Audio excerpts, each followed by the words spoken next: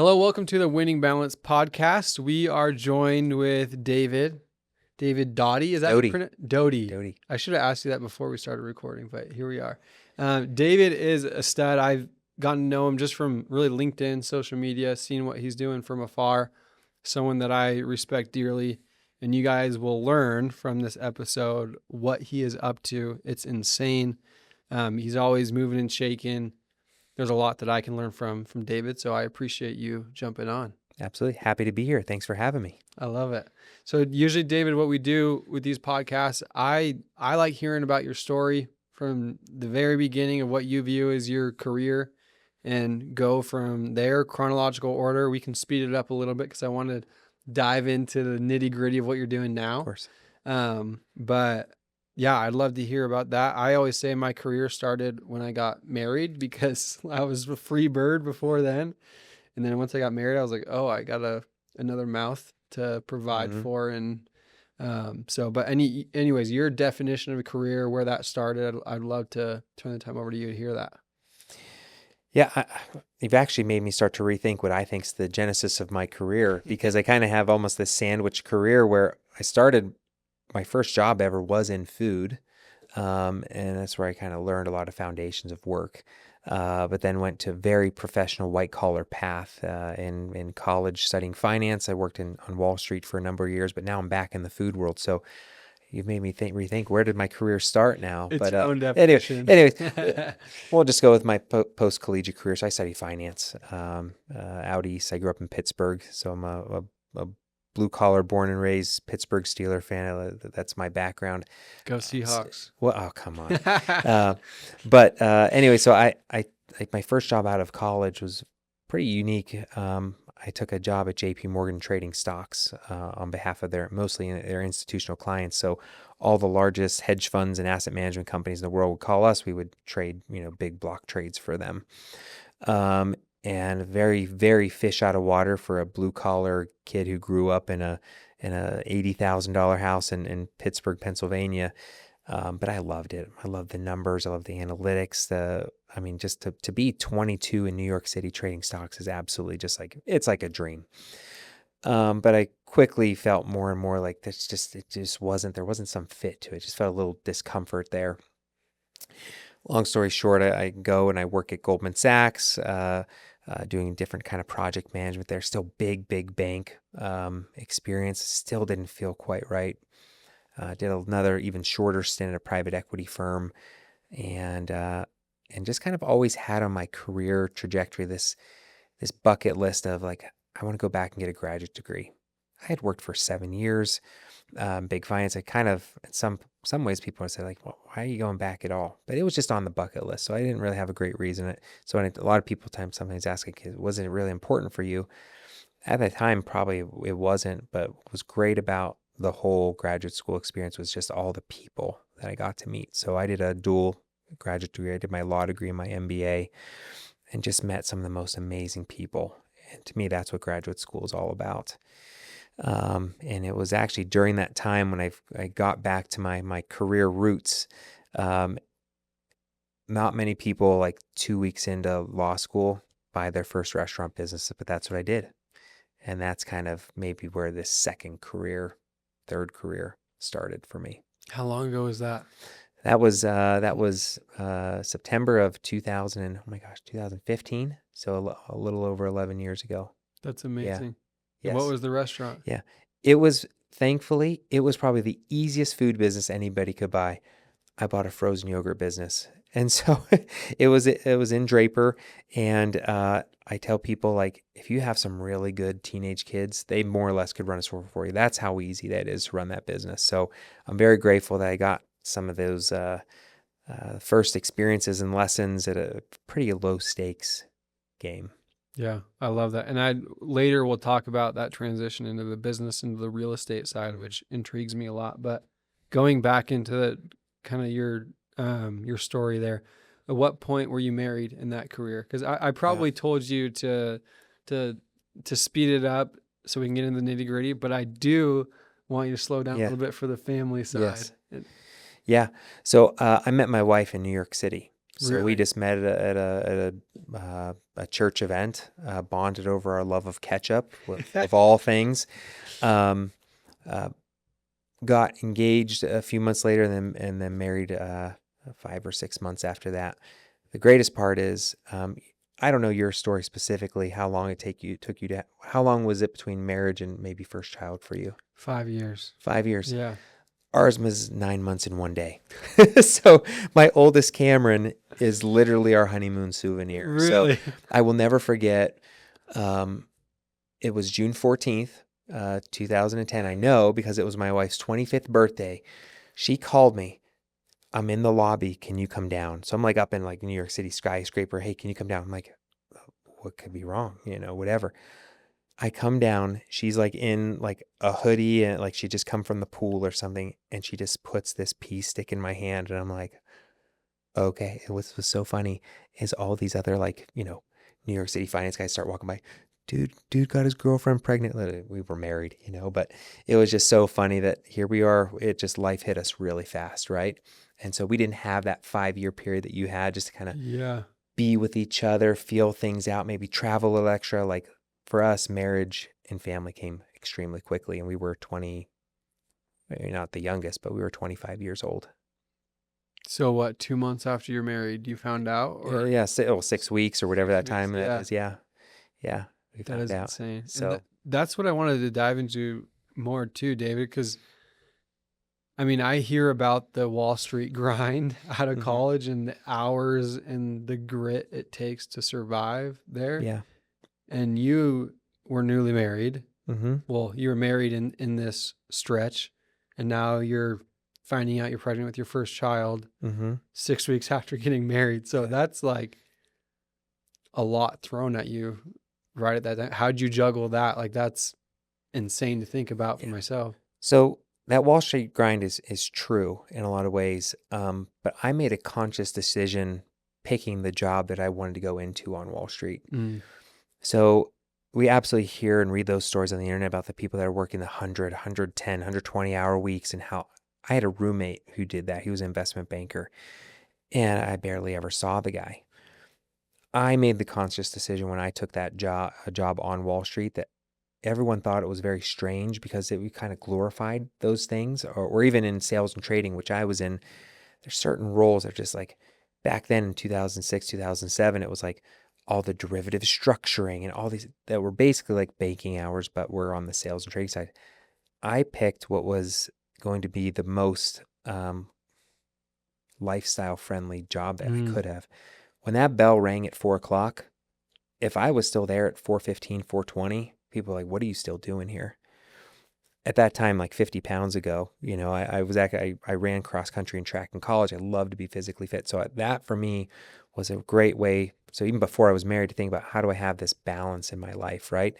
And so to know, because I had an internship, I say, oh my gosh, these guys leave at 4:20. Now there's nights we go out, you do the client dinners and things like that. And that's, the more senior you are, you do that more often. But as a young guy, I'm doing that maybe once or twice, maybe 3 times a month.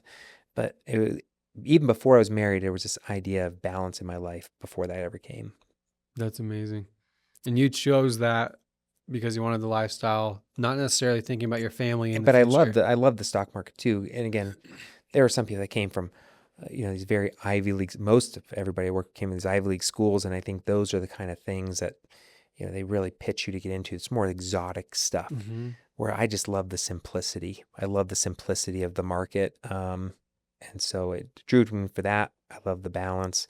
And that's why it felt like a fit, at least from a product perspective. Good for So, you. That's amazing.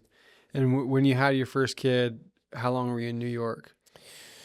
yeah. So, I mean, I met my wife 3 years. So he came my 4th year there. I was there for 5. So, yeah, he was born in the Upper East Side, or actually the Upper West Side of Manhattan. We lived in the Upper East Side, and it was very different, pushing a stroller around the streets of Manhattan or carrying it down the stairs of the subway. Like you and I might experience that on a vacation, but to live it every day is a little bit of a different approach. And was your wife okay with it? Was she like, talk to me about that in those Yeah. conversations? Yeah. So she stayed home with him. She had friends in church groups and in other areas. And so, I mean, she loved, again, we're like in our 20s. We're not like 80 yet. There's so many things to do in New York City. I mean, the thing that was just weird to me at first was like we wanted to go to the U.S. Open one night, and I don't know what I was expecting, but I never had a babysitter before, and I was like, "Can you believe we just paid like $250 for a babysitter?" It was just different economics back then, and but still, it's memories we cherish. Yeah. And there's things that at that period of our life that are just so special because it was such a unique experience. Yeah. I mean, New York is such a special place to my wife and I now, but thinking about like our first kid, we only have one kid, Gigi. She's so busy, hates being inside, needs to go out and explore. Thinking about being in New York, like living there, seems like a commitment and a half. But And I love Utah. Like we obviously live here in Utah now, and we love that there's so many family friendly things, and that there's still so many things in New York to do. I mean, there's museums to go to, there's different parks and everything to see. So, uh, because our first son was born in February, I mean, our first 3 months, she's some postpartum, some of that. It's cold, it's a little dark and dreary, but man, once that summer hit, she really started to hit a stride of going out and exploring the city with him, and that makes it just that much more magical. that's amazing. Yeah, I'm sure there's so many core memories there. We just like food, so we're That's always there. yes, absolutely. Yeah. So then, I mean, that's a good transition too, talking about food.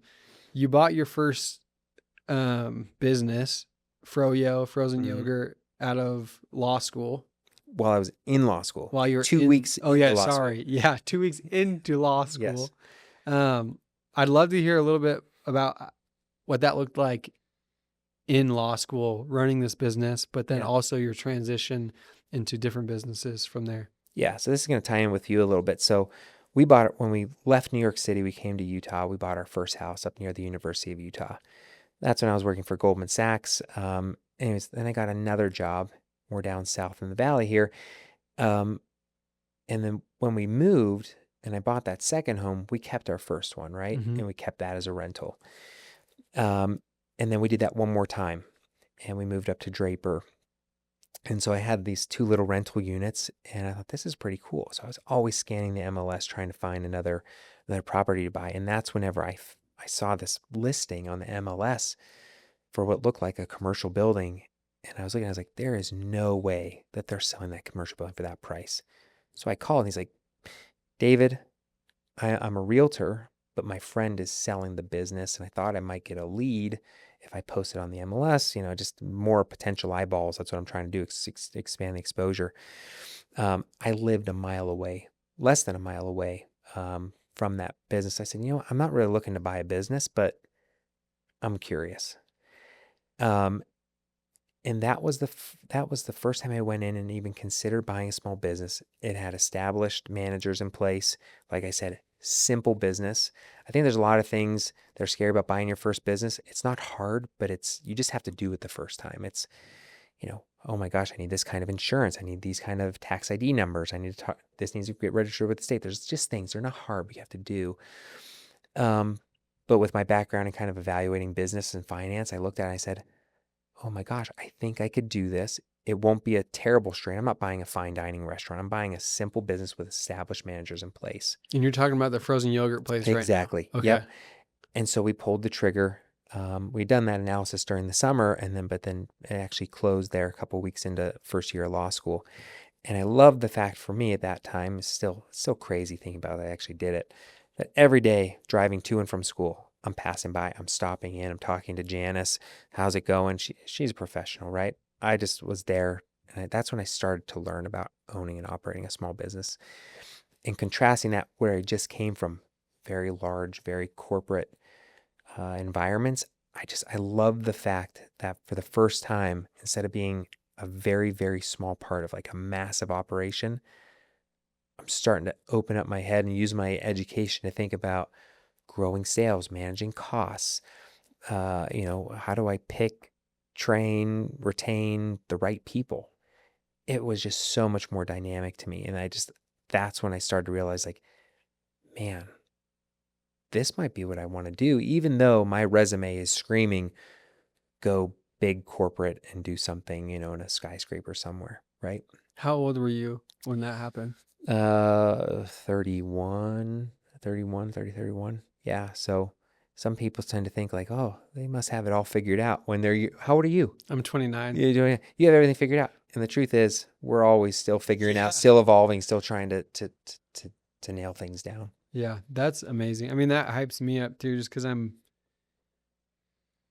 I want to get to that point. I feel like I've been buying rental properties, and that's my token of freedom that I've Mm-hmm. visualized for so long, and building up the small portfolio that I do. And it started at least having some influence in my wife and I's life. Like, we can buy this house and our rentals pay for the mortgage. And that's a really cool concept. And um, but now I feel like I'm getting to the point where I was so comfortable in that realm. And now the wheels are turning with this prior education that you were talking about of, I want to get into commercial. I love the business side of real estate. Um, and I want to grow and be more manager versus work really hard, put my money aside, work really hard, put my money aside. It's like that building nature that you're talking about that fires me up. So it's good timing for this podcast, Yeah. David, because I feel like a kid in the candy store for the first time in a long time. And your strategy and your approach has changed, right? And it's the same thing with me. What started as one little place, and I never knew from the beginning that like literally in 2 hours and 2 minutes, I opened my 10th restaurant, right?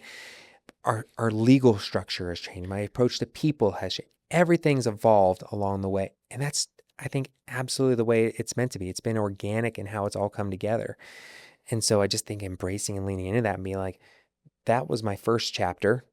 And we love that chapter. We're going to keep that chapter. We might even add to that chapter at some point. But there's other layers that are coming. And it's like, this is what's firing me up for the next stage, right? Do you feel a sense of obligation to grow, or does the next step always feel organic? And maybe some clarification on that question. I feel like sometimes as a go-getter, as someone that's always trying to elevate, there's a sense of anxiety of, I always feel like I'm behind. I always feel like I need to do this so that I can get to the next step. It's like, Mm-hmm. I'd say my personality never content. But I've tried to reword it to just say progress is what makes me feel alive, maybe. But I'd love to hear your perspective. You seem very even keeled, tactical, and probably twice as smart as me. So I'm Oh my like, gosh. how does that go about in your Yeah. brain? So I'm going to relate this to one thing in particular.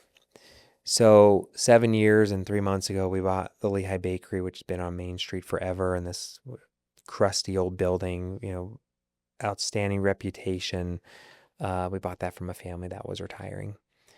And for the first 2 years, I went in every day, slapping on that apron at midnight, making the donuts. Most difficult job I've ever done. And I'm not afraid to work hard, but just mentally, physically, emotionally to do that while raising a family of 4 going on 5 children. I mean, it nearly broke me in so many ways, because you sleep. Me going without sleep is hard, and to have this offset schedule with the kids all in the house being loud, it just nearly broke me. But for years, I was managing that question, like, do we grow this? Do we just grow in this building and make it bigger? Just keep growing this store and just like adding products or whatever? Do we do that? Or do I expand physical locations, or like expand the footprint? And for me, one experience gave me the answer to that question. And so I at one point in time, I had a lady named Lori there. I love Lori. Lori had been there for 20 years. And she had her right-hand girl, Cammie, who I love with all my heart. She is just phenomenal. I just was standing there one day and I was looking and I said, if Cammie ever, if Cammie wanted to be this for her career, she's going to be stuck behind Lori for the next 10. I won't be able to grow her. And simultaneously, I had a baker there who was just, she worked harder than me. She just, it was her passion. She went to school for it. Everything about her. And I was like, if I continue to sit here, she'll never be able to grow. So it was at that time I decided, I want to grow because I want these people to have a better chance, right? And so even today with this restaurant opening in 2 hours, my decision to expand Magleby's wasn't about me or just David wants nicer cars or bigger houses or any stuff. What drives me and what I love is seeing these people grow. So today, when we open our second Magleby's location, I get to take that second person who's worked in that kitchen for years behind our head chef. And today, actually, I saw him for the first time 2 hours ago. He went from wearing, usually our head chef wears a white coat. Every time I've ever seen him, he's always been in a black coat there in the restaurant. And an hour before I came here, I saw him for the first time in the white coat. And that's the kind of stuff, right? It's like, why do I expand? I expand because the people side of the business, and that's so special to me. So, as you're looking like expanding and everything, everyone has different drivers. For some people, it is the monetary. For some people, it's the, it could be ego. For some people, it's it could be anything. But for me, it's to give some of these people in a blue collar field, which honestly sometimes we look down upon in society, why not just to give them that chance, because that's what somebody did for my mom back when I was a kid. There's a doctor that gave my mom a chance to step up into a leadership role, and my mom embraced it and ran with it and was able to give me a better life. So for us to be able to do that for other people and their families, that's the good stuff. That's amazing, David. I can tell how much that means to you. And I mean, that fires me up. Sometimes I think like if my why is not strong enough, then I'll be stuck in that same position forever. And I talk about this brief story. When I first moved to Utah 3.5 years ago, well, I went to school here, met my wife, brought her back to Seattle. She's like, I'm not living in this hellhole. I was like, yeah, I don't know if I want to stay here either. That's a long story, very short. But we came to Utah, and when I say she didn't want to live there, a lot of factors, but also trying to figure out marriage and her not having people around her that she loved was a major, major role in it. And so I had to figure out my marriage, and that seemed like a requirement for me in moving to Utah. So we moved to Utah, and my hunger, my why was I have to provide for my family in this brand new market, to save my marriage, to like provide for my family, to be like a whole different version of myself. And I saw more growth in that year, like hockey stick growth, than I ever have. And I've had more steady growth since then, which has been great. But I've realized that my why is what got me, because like failure meant a lot more than just losing out on money. It was, I had to change everything about myself if I wanted to show up differently for my wife and for my future family. So it's amazing to hear your story and that perspective of it. Yeah. I mean, especially, everyone thinks theirs is the hardest. Everyone else's industry is easy, but the restaurant business is hard. It operating on not the biggest margins, and we have thousands of customers a day, and I want every experience every time to be perfect. It's an impossible expectation, right? And so you're going to get the bad feedback from employees or from customers and whatever. And so there's lots of opportunities. There's lots of days. It's just, man, exhausting. You want to quit. But if your why is not strong enough, I can definitely see why it's easy to hang up the towel. Yeah. So I know there's 1 or 2 days a year where I'm like, you know what? I'd love just to sell it all and just go on a vacation. But what I know is tomorrow I'm going to wake up and I'm going to be ready to just go at it again. Or I know if I did sell everything, which thankfully small businesses aren't in real estate aren't liquid like stocks, right? So even if I wanted to, I know I'll wake up tomorrow and be like, David, just chill out. Because in 6 months, if I did sell everything like that, I'd be looking to get back into it again. Yeah. So I love almost the illiquid nature of what I do because it can keep me from making some rash decisions. It forces you to be tough. Yeah. Yeah. Talk to me. I mean, let's talk about your Rolodex of restaurants now. We've talked about Lehi, Lehi Bakery, your Froyo spot, Magleby's, Summit Pizza, right? Mm-hmm. And is that a few franchises underneath Summit, or you own the brand behind it? Yeah. So we sold our Froyo stores. We started with one, we bought another one. We sold those back in early 2020, right as the pandemic was starting to hit. So yeah, we have 4 bakeries. We've taken that one little Lehi bakery, made it 4. It should be 6 by the end of the year.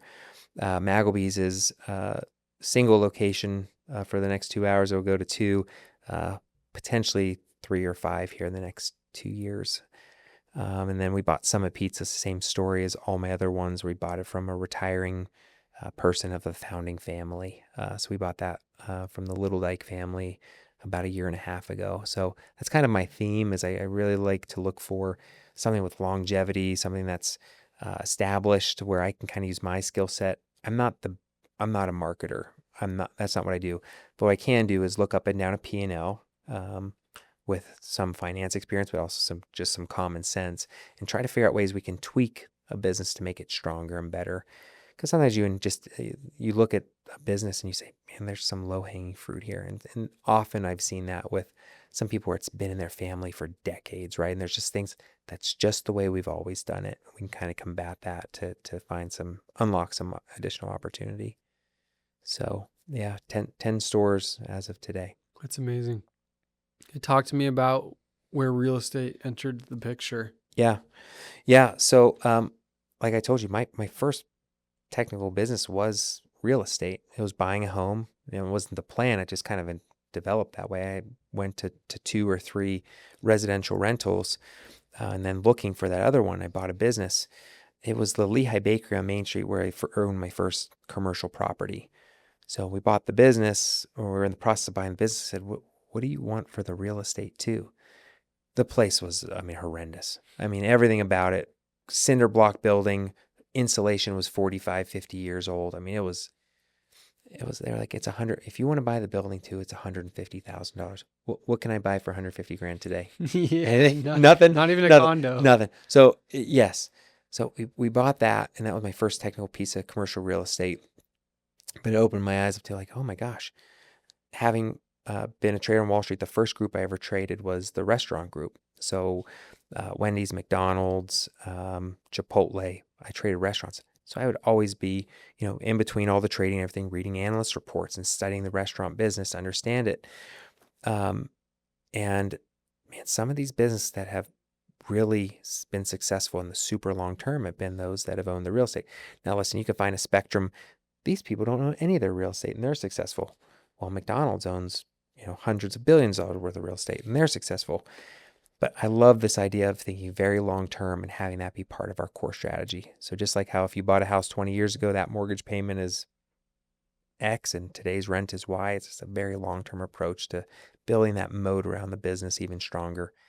So we bought that. We bought another thing in Lehi, did another business out of there. And I just started to also see that there were tax advantages too, right? We make a lot of operating income on the business side, and being able to use the real estate to really offset that income from a tax perspective has been huge. So we haven't paid I don't know if it's appropriate to say, we haven't paid a penny of federal or state tax in over 10 years, right? Because of this marriage and how we've structured it from the legal education and just from studying and understanding the restaurant industry, how we're able to marry those two together for long-term prosperity and wealth building, cash flow today, and also tax optimization. That's amazing. So some of that education, I look back and say, man, I spent a lot of time in school, but I think it's starting to play a benefit. Sounds like it. So, and I think that's what I do on a much smaller scale, right? Is marrying real estate with people's personal income, which is their business per se in your example, but it's a lot of people aren't completely aware of the tax advantages, and you hear about straight line depreciation, but it leaves off at that for a lot of people. And I stumbled into that because I've been helping investors for 7, 8 years. Then I started doing it for myself. And now fast forward a couple years after that, now it's like, oh, I have to buy this year or else I'm going to pay Uncle Sam. And Yep. so it's cool to see that it's even more applicable in your world with business, because I don't know that side at all. Yeah. We have a lot of levers to pull. We also buy a lot of equipment, obviously the real estate. I mean, last calendar year, we had 2 purchases and I cost segged one and I didn't touch the other one because I didn't need to. That's amazing. But I know that this year I will have that in my back pocket. It's like a storage facility. Even though we bought another one 2 weeks ago. So we just, I love the real estate just as much as I love the restaurants, but it's like almost like 1 + 1 = 3 with these, because together, to me, it's so much more interesting when I'm evaluating a property or thinking about, hey, I want to put a business in Colville or, or anywhere up in Bear Lake. We just bought a business in Bear Lake. This idea of buying a building with vacancy and being able to put our concepts in, it's a multiplying effect on our business. It makes it so much more strategic and interesting. When you say you bought a business up in Bear Lake, what is that referring to? We bought a property and we're going to be putting our concepts into that property cool. too.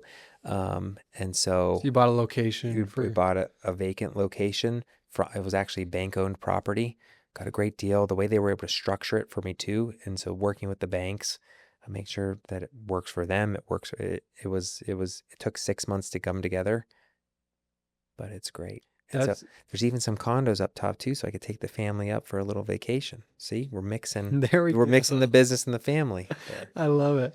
That's what I've been realizing with commercial too, is like negotiating with banks is a huge part of that, especially bank owned. If they want to get this off their books, they're going to work with you as the business owner to make it make sense. Whereas residential, it's like you're competing with other homeowners, right? So there's not that critical strategy that goes into it, which again, I feel like a kid in the candy store. The more I learn about commercial, it's like doing creative finance on residential is awesome because it got my wheels turning, but it's very simple terms that are, there's a ceiling and a floor, right? Now with commercial, it feels like it's opening up another realm. But I'd love to hear your perspective, David. You talked to me about the value that you're able to add as a business owner running your own business there in terms of the real estate side. But also I'd love for you to dive into why, because on the lending side, there's huge benefits to being an owner operator as well, right? On the commercial side. I mean, yeah, absolutely. I mean, our first deal, it was an SBA loan, and we were able to obviously put the real estate in the business into a 7A loan, but more commonly people use an SBA 504. And so for anyone that's looking to, whether it's restaurant or whatever it is, business and real estate together, I mean, the SBA is there as a huge hand to help somebody get started. We just completed our 3rd SBA 504 transaction last year, and well, it is worse than colonoscopy, so I hear. But it's getting a traditional mortgage. It's like, it's painful. Getting an SBA loan, especially now as they keep kind of tightening the screws on the requirements, it is extremely intensive. I literally remember the first SBA loan I got for the Lehi bakery. I literally had to get my blood drawn because they wanted me to have life insurance in case I died to pay off the loan. Like they literally pulled my blood to get the loan. You're not exaggerating. No, not at all. And letter, what if I die? What if my wife dies? What if we both die together? Who's it go? Like there's so many things that just make it so intrusive. Jeez. But yeah, the lending opportunities there's a great ability for someone to start leverage that SBA opportunity. We've maxed ours basically out. But I guess even what I'm learning now, we actually made an offer on a space to do something more hospitality and like, say, theme park related. That would have opened up another door for more SBA. So there's definitely resources out there other than conventional financing to get started.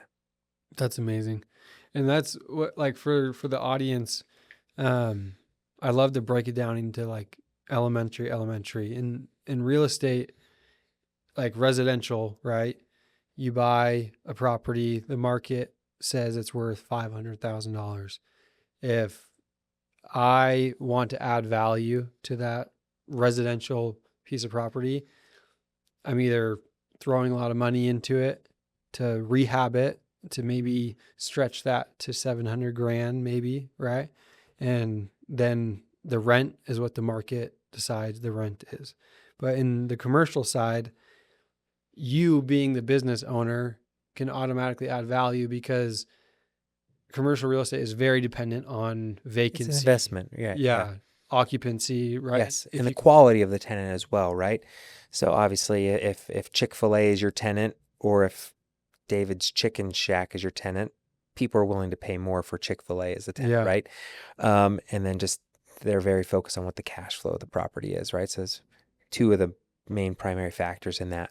So, I mean, one thing that we've been able to do to add value to real estate is obviously buy something that's vacant or an underperforming asset, not at full capacity. So like last year we bought a commercial with like 20,000 square foot strip center that was over half vacant.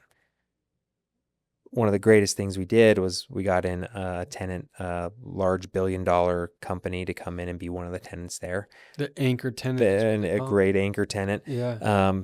That makes it, number one, it's two things, right? Lower the vacancy and have a high quality tenant. And then I also see another large part of one of the buildings being vacant. We brought in one of our tenants with a 40-plus-year-old track record. I believe good financial stability. So if and when we ever want to sell that, that's great to have it fully occupied with great tenants. So that cap rate, that return for the potential buyer, we would be able to maximize our value better That's that amazing. way. So is the goal for you to expand your business profile so that you can fill more vacant? Is that a cherry on top, or is that part of your main business strategy? I'm always looking for some place that I can do exactly what we did with that, right? Buy a property, add value just by simply signing a lease to ourselves, right? That just instantaneously adds value. And then obviously run a good business out of it. So I'm always looking for those two, but I understand the business is always the most important. I'm not lucky. Even if there's a property that I think that, I can buy that commercial piece and I can go out and find tenants. That's not what I want to do. But there's also going to be, I can't always buy everything that we operate out of. So if there's a great spot for a new bakery or a new restaurant or a new pizzeria, that's the number one consideration always. The real estate is that kind of that cherry on top. Yeah, I love it. It's a big cherry sometimes, but it's good. I love it. Yeah, it's just hearing the numbers on these commercial deals and with people that don't have businesses that throw in on their own is insane. So I can only imagine what you guys are able to do. And the cool part is you're not exiting on that either, right? So it's just you created that value and it's there on the background for whenever you want to tap into it. And yeah. So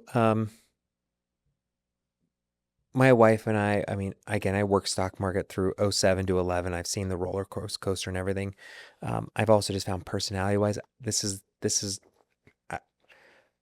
all I've done in my career is manage risk, right? And so I do like this perspective where I'm in control of an asset or at least a brand. And maybe it's a false perception of control because we have 600 people and they can go murder somebody right now. I don't have control over that, but I have this false sense of control, and that's where I like to be. But bringing it back to the family a little bit, like we don't personally don't invest in 401ks or anything else. Sometimes my wife's like, should we not have some of that? And I say, we have $25 million worth of real estate. That is your retirement, right? And it will hopefully pay you every month without having to depend on if the stock market goes up or down, left or right, or whatever it is. So for us, the real estate is all, at least for me, my wife increasingly more so over time, it's this level of stability, long-term stability for the family. I love it. That's a good transition to just talk more about the family side. I told you, the main reason I started this podcast is I had my baby, and now it's like this go-getter mentality. If I don't be intentional about my priorities, can definitely get in the way of my true priorities, or what I want is being a good dad, being a good husband. And nobody's perfect. That's like I almost like naming this the winning balance. I have learned that there's never true balance. There is imperfect balance in a lot of different ways, and that can be more towards the family. It can be more towards work in different seasons. But I'd love to hear, especially with you having these 2 or 3 careers that you've touched on, like how have you been intentional about being a dad? Because from afar, again, I'll reiterate, no one's perfect, but from afar, it seems like you're very intentional about your relationship with your family, and I'd love to hear your 2 cents there. I'd actually like to share probably my biggest failure, probably just to dispel any myth that I have this figured out. Actually, being a dad has probably been one of the hardest things I've ever had to do. Just growing up, whether it's in sports or whatever I've done, it was very much self-focused, right? Get good grades. I ran cross country and track, so I was kind of an individual, even though it was a team sport, right? Um, man, it's a little bit of a transition for some of us. I also didn't, my family background growing up still didn't really, it was, some people have these picture perfect families. That's not what I came from. And so I didn't really have the best model to kind of mirror. But I will tell you this. So when we bought the bakery, I took every penny I had to leverage into buying that, right? So we had all the eggs in that basket. We understood very clearly that the Lehi Bakery is an icon in that town. Take a lot of pride in it, right? Is taking pride in everything I've done my whole life, but now it's like we got all the eggs in back. Like this is serious business. And that time frame of work from midnight till 10 a.m. coming home, having loud kids running around the house, not their fault. They're being kids, but I was trying to sleep, exhausted all the time, trying to go to bed at 7 o'clock at night to try to salvage 5 hours of sleep at night. You probably don't know quite yet, but kids don't like to go to bed at 7 o'clock when dad wants to go to bed. So there was that period, probably about 12 to 18 months, where I probably was honestly the worst version of myself, tired, exhausted, trying to make sure I filled the expectations of everybody outside the home and putting honestly my family at, they got the leftovers, to put it probably the fairest way. That to me was, probably my biggest failure. It literally took me breaking my ankle one day, walking out of the bakery, just slipping on a little metal ledge, to really just like bring to my attention the fact that like, I literally think that was almost a heaven sent, like, I think God was like, David, you're an idiot. You're going to ruin the greatest thing in your life. I'm snapping your ankle right now. And it was a full reset for us and our families. Like, we have to change the way we're doing this. I remember I was sitting in the hospital on the little gurney thing, and my foot is like literally pointed like 90 degrees the opposite direction, and my wife's sitting over there in the corner, and she's crying, like bawling her eyes out. And the doctor comes in. He's like, Danielle, it's just a broken ankle. He's gonna be back up running in no time. And she's like, you don't understand. We have 5 kids. And now I have to go into work and do what he was doing for 10 hours, physically exhausted, then come home while he's sitting in the bed, and I have to take care of the 5 kids. Like I just seeing her and understanding that, just being like, I put my family through so much. So that to me was a massive turning point. Coming out of that, we started hiring people. Actually, people that were actually bakers, not like I call myself a faker baker. Like I can do it, but it's not the best.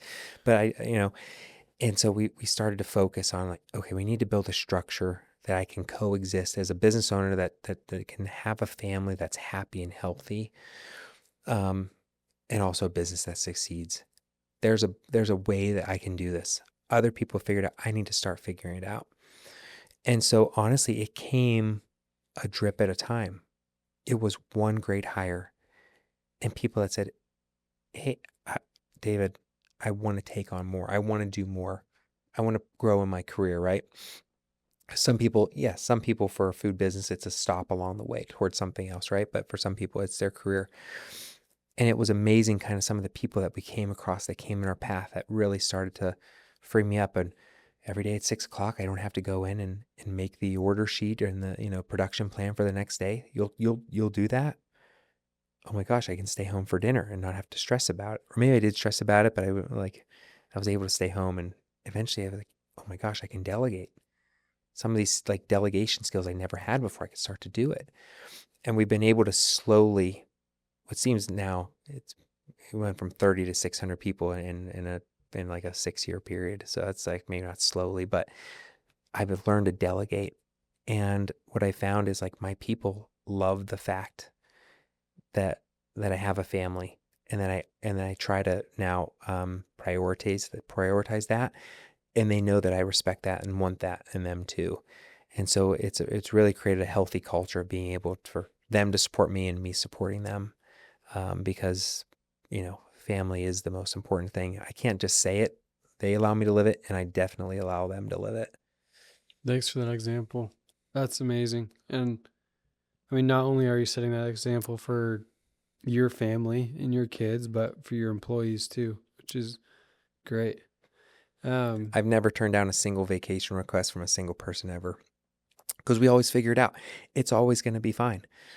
And so I don't count vacation days, but it's never been abused. So we just have this culture where we support each other. We support each other in family life. You have something going on, we're going to figure it out. And we've never had anything even remotely that we couldn't handle. So that's because we all step up for each other, and we realize all that life's outside of the four walls of the store too. That's great. And I feel like that's probably pretty rare in the food industry, if I were to guess.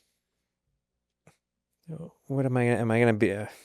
We've had people come from other places, and that's definitely how it was. And that's also why they're coming from other places. So, Yeah. Our ability to find the best people, and what it's my perspective sometimes seems like a shrinking talent pool that want to go into this field as a career, because just the cost of living and our ability to keep up and keep those pay rates there, it just seems like a smaller field. But man, some of these people, when they come in, they feel that balance, that culture, and that ability to have that balance for home and work, they latch on to it. I have an amazing chef at Magleby's. He has kept such a strong core team. I think my average tenure in that kitchen is 12 years. We have 3 dishwashers at Magleby's that have been with the company for over 20 years. Oh. Dishwashers. And so if those ladies want to do anything in the world, guess the answer is yes. Yeah. What do you want? Yes. What is the question? Like, that's the way we frame it. And that's how we get that loyalty, because that loyalty and that ability to trust each other, I mean, it just goes so far. Yeah, that's amazing. A couple more questions for you, Dave, before we wrap up. One of them being, like, your wife is Danielle. Is that her name? What's been her role in those conversations with Danielle? And because as an entrepreneur, especially coming from corporate stability, and hey, I want to ignore that safety in quotation marks and go chase something that I feel like is going to be a much bigger ceiling for myself. Like, maybe not bigger ceiling, but something that you want specifically. Yeah. Talk to me through that. You talk about a woman, or I had a lunch with a kid at BYU the other day, and he's looking. He's like, oh, I'm in the business school, and everybody's telling me I should go out, and he had a VC internship and all this stuff. He's like, I just want to bake bread. He's like, I love it. And he's not married yet, and we were talking, but he's like, so it's like, tell me about your wife or how she's been with this. And it's like, I have this perspective on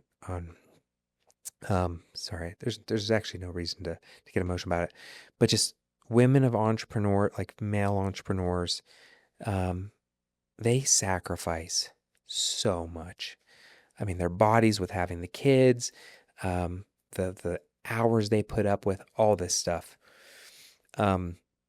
So when I told her that, like, I think I want to ditch the corporate to go and do this, we talked about it. And she understood it was going all in on the money I'd ever saved from Wall Street and doing it. Like, we put in every penny. But she's like, let's do it. And it wasn't just verbal. I can show you afterwards. probably, I have some pictures of her from over the years, like at that first frozen yogurt store. We also had like caramel apples there and stuff. She's there making caramel apples while I'm at law school class with our baby on her back, right? Doing that. There's pictures of, it's probably my favorite picture, of in our old bakery, of her at 2:45 in the morning. We had just had our 5th child, our only girl.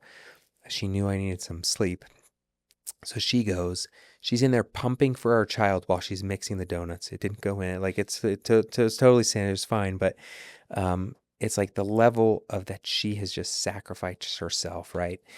And so again, with this BYU kid, he's just like, what, just tell me about your wife. I'm just like, if you want to be entrepreneurial and go into this industry and potentially just, man, having a loving, supportive wife that understands the vision, the why, what we're trying to provide for our family and how we can make an impact on our community and how we can and understand that there's going to be super hard times, uncomfortable things, problems that come up that we could have taken probably a simpler, easier path. But I can tell you, our life has been so much more rich because of those sacrifices along the way. And it's hard at some time when you're going through those moments to realize that that's there. But man, the blessing we've been able to be to other people in our community, the things we've been able to contribute to, it's all proven worth it. And we would not be where we are today if she just was support in name only and not doing it. Like I've written about it before. It's just like we are only where we are today because of her contribution. That's amazing. She seems like an She's pretty amazing good. woman. Yeah, and that's that you're owed to her speaks volumes with the amount of success that you two have had, and that's I think an important measure that you've hit on. It's like it's not a David success. It's definitely clearly she's making caramel apples at middle of the night. She's part of that ride, and it's amazing to see. I would also add, I mean, my kids too. My oldest is 15. I have a 13, 11-year-old. What's been so fun too is getting them involved. It's been so much joy to see them because we homeschool because we're weirdos. It's not weird. But our kids work in the businesses too. And for me, I think that's a foundational thing. I mean, it was for me growing up and just how to interact with adults and to have responsibility and to learn to do something and take such pride in it. Now, some people do that through sports or even through school or whatever, but for us, it's a really important layer, and it's been such a blessing for my kids to get a paycheck for sure, but to also to understand, I think, some perspective on what mom and dad do and having respect for kind of the industry a little bit. Do they get to pick where they're working? They have preferences. So some stores pay a little bit better than so we're up in Camas, right? Last summer, and man, those people up in Camas, they tip like crazy. So those kids, they love being like, we pay a minimum wage. There's no favoritism. They get paid minimum wage, but they're like, Dad, I average like almost $18 an hour. I'm like, Cal, you're 11 years old. Do you know how freaking good that is? You made $11 an hour. It's freaking sweet. Amazing. But yeah, so like, so my boy, a couple of my kids now that we're opening the restaurant here, they'll be bussers. People be like, why is that 13-year-old kid or 11-year-old kid being a busser? Oh, it's the owner's kid. But we want that to be part of it. There's going to be no silver spoon involved in this, in this process for them. They're going to sweep the floors, bust the tables, do everything like everybody else. Good for you. The last question that I ask every guest on the podcast, I feel like Utah is a very unique place in the fact that, especially some young hustlers like myself, we value business success, we value financial success, but at the same time, we value family. Mm-hmm. And I feel like it's a pretty unique part of Utah culture where Miami might be all about the money and other different parts of the world has different pieces, but Utah, I feel like, is unique in that perspective. So if you were sitting down, I mean, you clearly had conversations with a lot of young guns from BYU, wherever it might be. What advice would you give to those that want both the business success, the financial success, but also keeping their family at the forefront. Yeah. So a guy I know, I've met a couple times. He drew this circle around basically Utah, Salt Lake, Davis County, and said, if you're operating a business in here, you're just absolutely the level of talent we have here. I mean, everyone's so focused. They're so motivated. It is a hard place sometimes to do business. Where I think, oh man, if you plop me down in another part of the country, it might be a lot easier, but we're so competitive here. But if somebody wants to be successful and do that here, I have thrived on having some mentors that have been an inspiration to me. So finding somebody that's maybe 5, 10, 15 years further down where you are to ask these questions to, that has been such a blessing to me, to surround myself with that, because, there's those adages about who you surround yourself with. That's who you're going to be like, right? And so I've been also very careful, or to keep some distance, or learn examples from seeing other people that have gotten that totally backwards, and just saying, that's not what I want to be like. I mean, there are actually some really shining examples in any industry here, whether it would be pest control or education or restaurants. And what I found is, especially, maybe not especially here, people that have been successful, they love to give back and to share that advice. And so I've been able to lean on them at times, whether it's sometimes business, but it's also family too. And they could go on for stories for days. And those stories help educate me on how to be a better dad, how to be a better husband, be a better employer. And for that, I'm super grateful. What advice would you give to someone that maybe wants to find that mentor, but feels like they've been searching but missing? I guess that's not my experience. If people call me and say, hey, I'm a student at this university, I don't care what university it is, I do the conversation every time, because of just how the difference made in my life. If someone's not willing to give back to the next generation, I almost would say, I'm glad that person didn't, that's probably not somebody you want anyway. Like, Amen. I'm looking for givers, people that with gratitude, people that want to share that knowledge that they've built up, because otherwise, what's it worth? So anyone that's like super protective about that or doesn't want to share, you probably didn't want that advice anyway. So anyone that I've ever approached and done it with the right spirit of like, hey, I really admire like what you've done. And most of the time I say, dude, yeah, I have my struggles too. And that's what you want, that open, honest mentorship where they can give you the good, the bad, and the ugly, and really help you maybe avoid some pitfalls and get to where you want to go quicker.